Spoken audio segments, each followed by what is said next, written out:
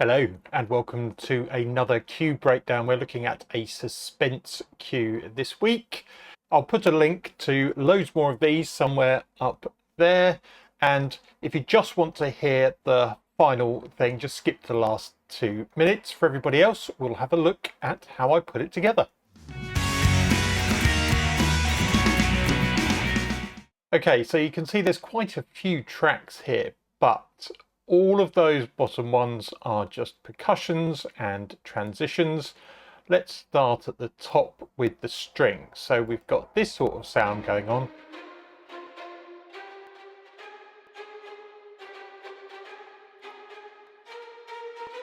And then we join it. That was violin 2. We've now got violin 1 and violas. And we're varying the melody. And as it goes along, you'll see that they split out into harmonies. So we've got some doubling going on to start with, and then we actually split out the 3 instruments to give it a bit more sense of depth. And there's different variations as we go along. At the end, you'll notice violin 1 has come out, but that's because we've started putting the horns in, and taking the violin 1 out just seemed to let the horns come through a bit more. The violin 1 does stick out quite a bit in that particular instance. Those were all BBC SO. For the low strings, I do have the BBC SO cello in here. Let's just do the cello on its own. And that's following that main riff. But instead of continuing to go up in this second section, it repeats what it did in the first one. So the strings, the high strings, carry on doing their own thing, but we keep it nice and regular in the bass. The same with these strings from U-Jam.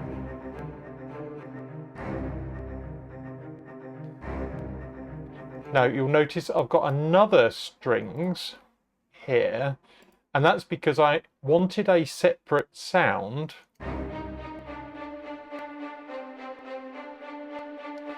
but I needed to control the volume of that particular riff as well. So put it on its own track makes it a whole lot easier to manage. So that's it for the low strings. Then we've got the brass. So this is tenor trombones, horns and trumpet coming in that order. So we've got, here we go.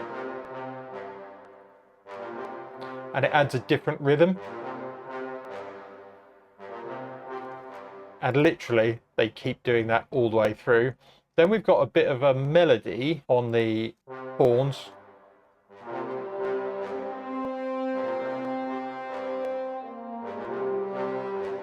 And then to end it, we add the trumpets an octave above.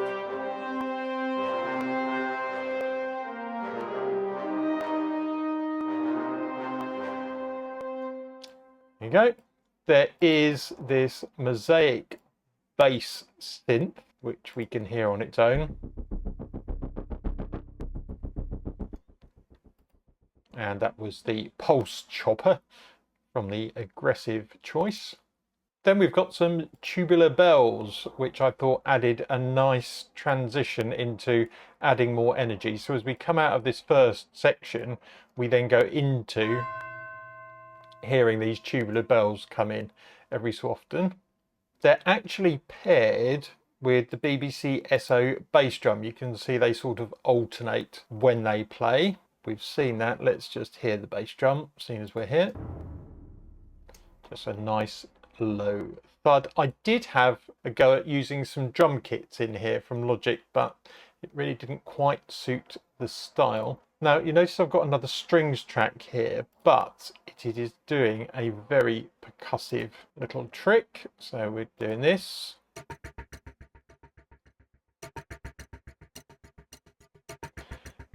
And because we're doing suspense, that sort of ticking tension suspense thing is quite a useful thing to pop in. Then you'll notice I've got 2 damage highs.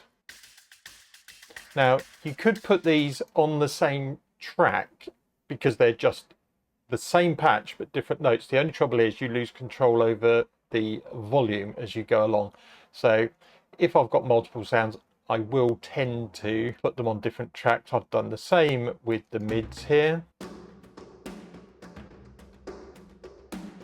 So that's combining two sounds but on separate tracks. And then with the lows, I already had the bass drum accents in, so I didn't want to add too much. And in this case, they are different rhythms from this first one,